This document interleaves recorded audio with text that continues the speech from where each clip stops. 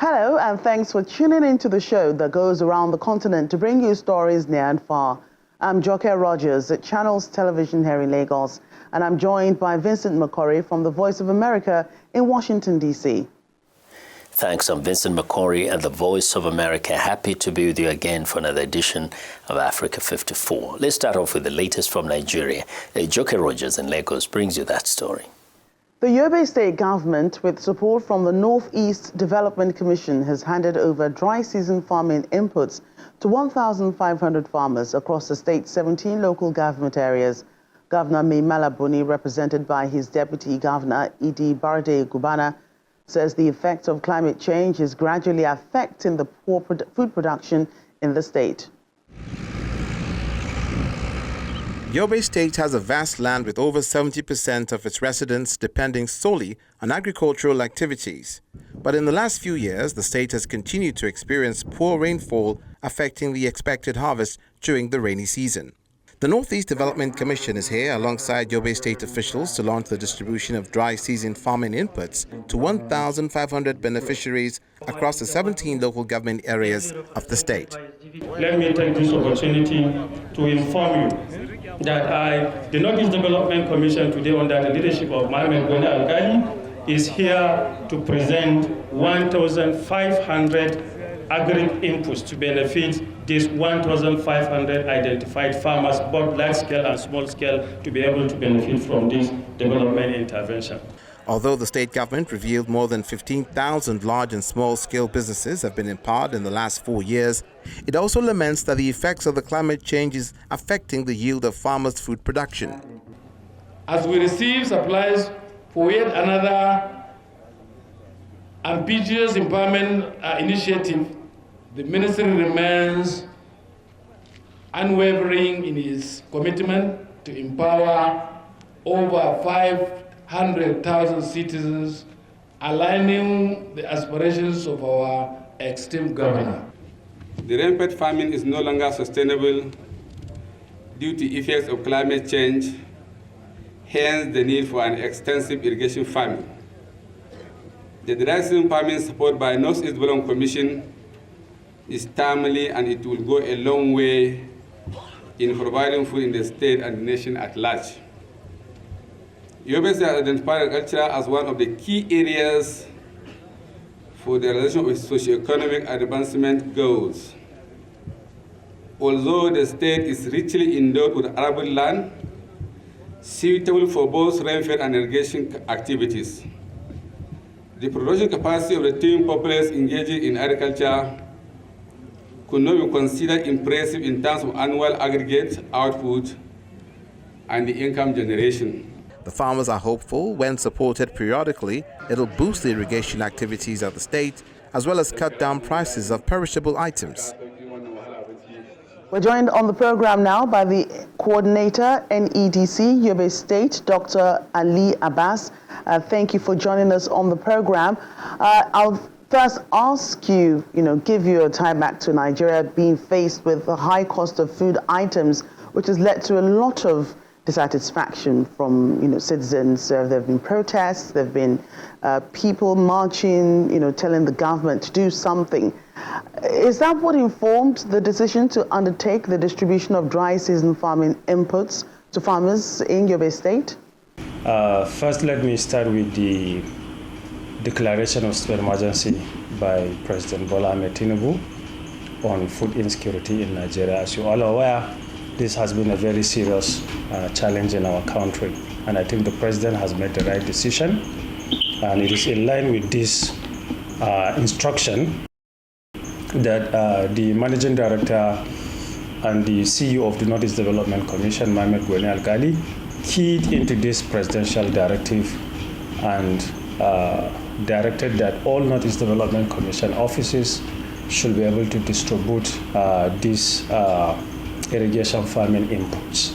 At the moment, we identified farmers, real farmers who are into farming, especially dry season farming, to be able to get this support. Our thinking and the thinking of the Northeast Development Commission is that if these farmers are supported immediately, they will be able to go back to their farms and produce more food to be on the table of Nigeria, so we don't have to import more food in Nigeria. This is in line with the presidential directive of the food insecurity in Nigeria. So what criteria was used, the selection method adopted to ensure that, the real farmers that benefit from the gesture?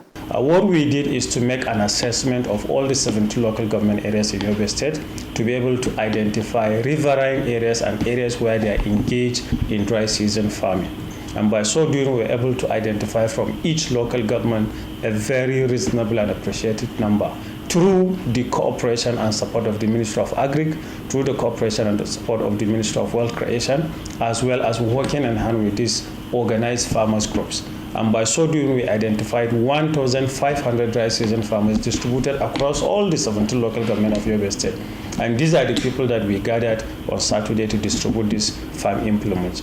We hope and pray that this kind gesture that is given to them by the Northeast Development Commission will be properly utilized, so that at the end of the day, it reduces the current economic situation as well as produce more food to be on the table of the ordinary people and to serve as food security for Nigeria as a whole, and also for the Northeastern region that which the Northeast Development Commission is working for. Apart from the dry season farming inputs, what other agricultural support programs does the state have in store to give out to farmers? Well, the Northeast Development Commission under Mohamed Gwenal has been doing quite a lot in terms of agriculture. You, as are aware, most part of the Northeast region is agrarian in nature, and therefore the focus of Northeast Development Commission has always been on how to improve farming and other agri-related matters.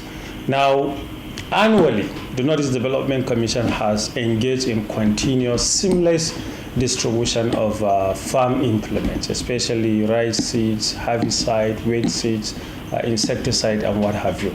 Now, the Northeast Development Commission at the moment is working in all the 3 senatorial districts of Yobe State, where there's a plan to have rice milling factories as well as oil processing plants. This, in the thinking of the Northeast Development Commission, is to allow farmers that produce most of this produce within their localities to be able to take it to those processing plants.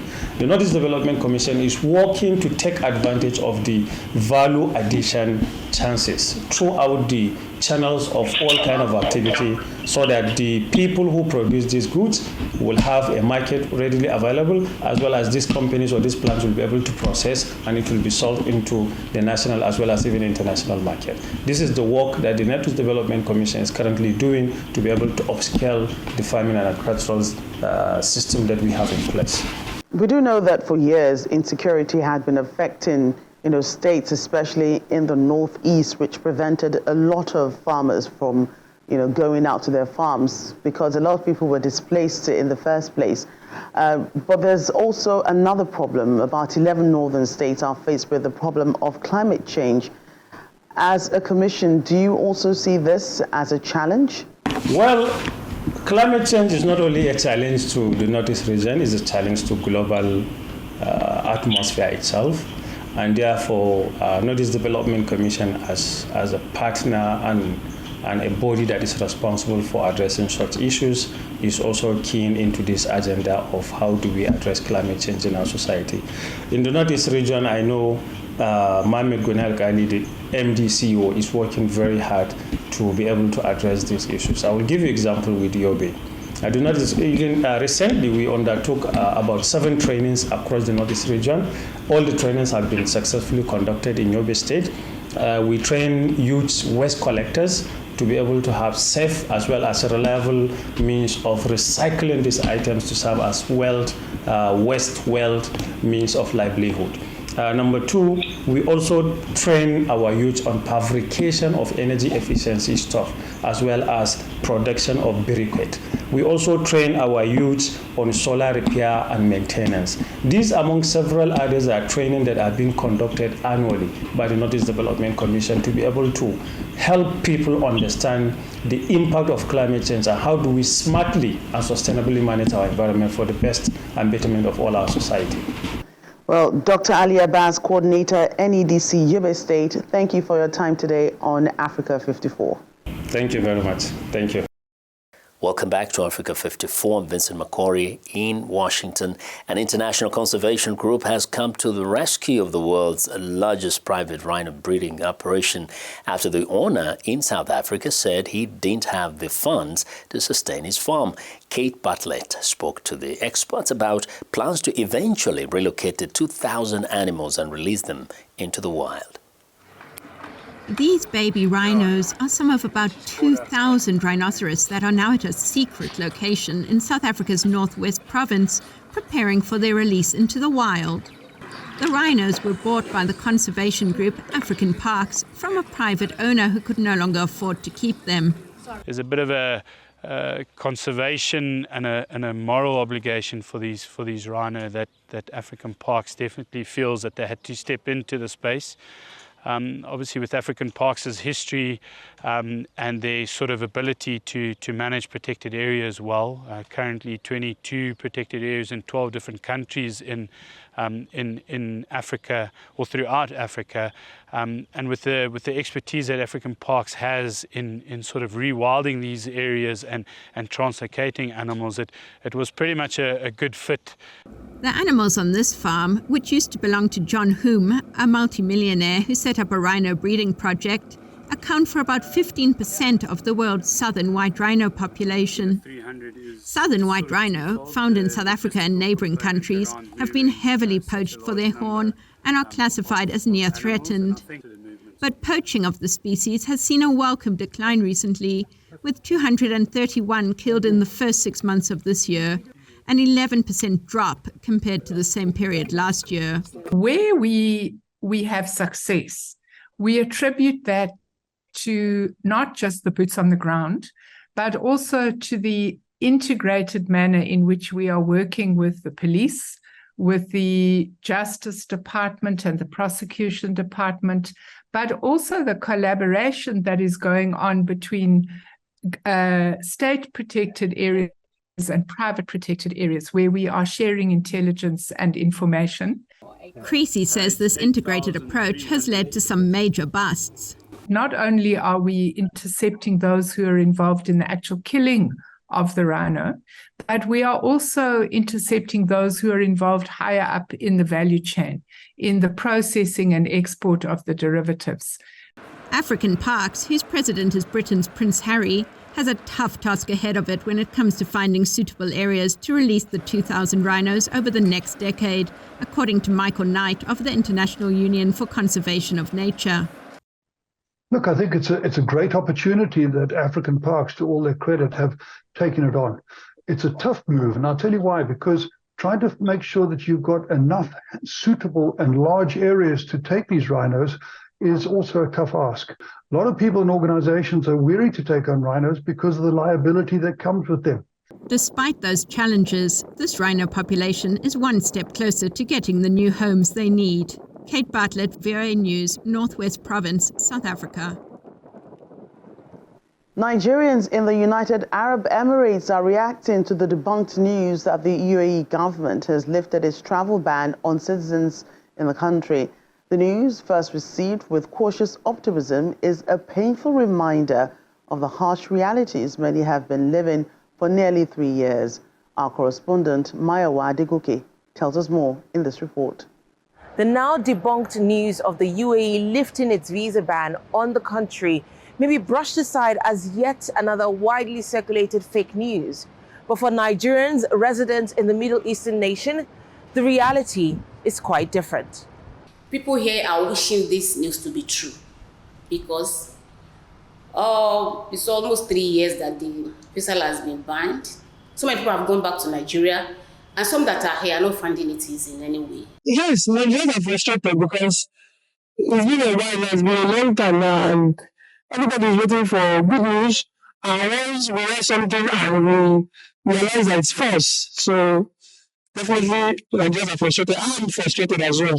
When I said the news yesterday, I said myself that my own belief is that when I see the flights bringing people to Dubai and take them back to Nigeria, that is when I believe that we have this.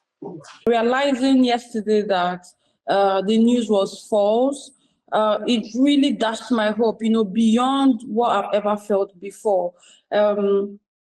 Because it seemed really verified yesterday. So the level of disappointment now is like worse than I think I've ever had. The misinformation has been traced to President Tinubu's special advisor on information and strategy, Bayo Onanuga, who now says the fake document announcing the visa ban removal has not been authorized by any of the governments involved. Nonetheless, the visa ban is not the only news circulating in the Nigerian community here. I woke up today to the news that kind of amnesty, people that were having overstay and abscond, especially on their visas, abscond has been removed for everyone. Failure to renew one's resident or tourist visa can lead to being categorized by a visa sponsor as an absconded individual. Many Nigerians have been categorized as such as a result of the restrictions. Hence, the update on this, confirmed by multiple sources, is good news. From Dubai in the United Arab Emirates, Maya Wadegoke for Channels Television News. Businesses in the Ethiopian traditional clothing market say cheaper garments made by Chinese manufacturers is driving them out of work. Kennedy Abate has this report from the capital, Addis Ababa. This is Shiromeda Market in Ethiopia's capital city, Addis Ababa. Most shops here sell Ethiopian traditional clothes that are made of woven cotton. Business owners say they earned a decent income until Chinese companies started producing similar items made of chiffon. Meron Asrat is the owner of a traditional dress shop in Shiromeda. She says the competition is unfair. There are no new buyers except for some of my own customers.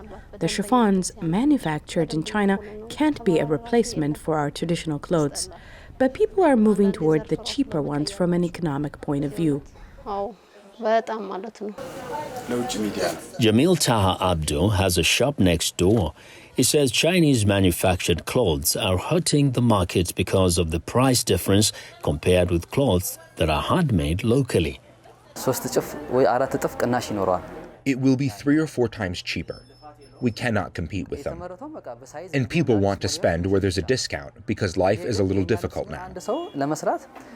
Jamil said the clothes imported from China have created an uneven playing field in the market. But to stay in business, he says that he has started selling Chinese clothes as well. We spent so much time without sleep on designing. Then in a week, the Chinese products flooded the market. That means you can't compete with them. So you become a prisoner against your will. Endesha Shwobe, a customer, says price is what makes shoppers turn to Chinese clothes. Here, she bought a traditional netala, a handmade scarf-like clothing that is made of cotton. The price of Chinese-made chiffon is better, but the quality of Ethiopian traditional clothes is better. Birknesh Sugebo, another customer, shares Endeshash's sentiments. I came here to buy traditional clothes to send to other places, but it is very expensive. The Chinese counterfeit product is cheap and lower in terms of quality than what's woven by hand. But because of the cheaper price, people buy those counterfeit products. Some business owners are asking the government to provide protection for traditional clothing weavers, garment makers, sellers, and other Ethiopians involved in the traditional clothing market. For Kennedy Abate, Addis Ababa, Ethiopia, I'm Vincent Makori, VOA News. Ethiopian priests are trying their best to preserve their history by recreating ancient religious manuscripts. They do this by writing the ancient passages with bamboo ink pens and copying sacred artwork said to date back hundreds of years. Here's more details in this report. Ethiopian Orthodox priests and worshippers are working tirelessly to copy ancient texts from religious books written by the Ge'ez language onto goatskin parchments. Volunteers at the Hamir Birhan Institute in Addis Ababa are transcribing the ancient passages with bamboo ink pens and replicating sacred artwork said to date back hundreds of years. Fakade Bisho, An Ethiopian Orthodox priest who's been working on the book since 1986 says transcribing the ancient texts is his life's work. I led my life by writing. I wrote many spiritual books, like about St. Mary, many spiritual essays about St. Michael, and so on. Whatever our spiritual leaders ask me, I will write. My life is writing. 4 years ago, I joined the Hamera Baham Institute to write. Ishimabet Sise, who is in charge of communications at the Hamari Bahan, says the institute has 61 people working for it. She also stressed the importance of passing on ancient knowledge to future generations. The name of our organization is Hamere Behan Institute. It's 5 years old. Our company has over 61 workers. We do various parchment works, ancient books, ancestors, phrase paintings, church facility workings, from mines and wooden paintings. At some point, the works done by our fathers were lost and forgotten, but now are continued by their children. We need to continue handing it over to the next generations. That's why we have started training and opened this institute for the next generation. The process of creating fresh goatskin parchments is a long and arduous one. The skins are immersed in water for up to 4 days and then stretched, cleaned, and left to dry in the sun. Once dry, the skins are then stripped off their hair and cut into pages. Smaller books can take up to 2 months to complete, while larger manuscripts can take as many as 2 years to prepare. The books are eventually donated to be used in monasteries and churches. An estimated 20 million children in sub-Saharan Africa walk barefoot, leaving them vulnerable to diseases and parasites.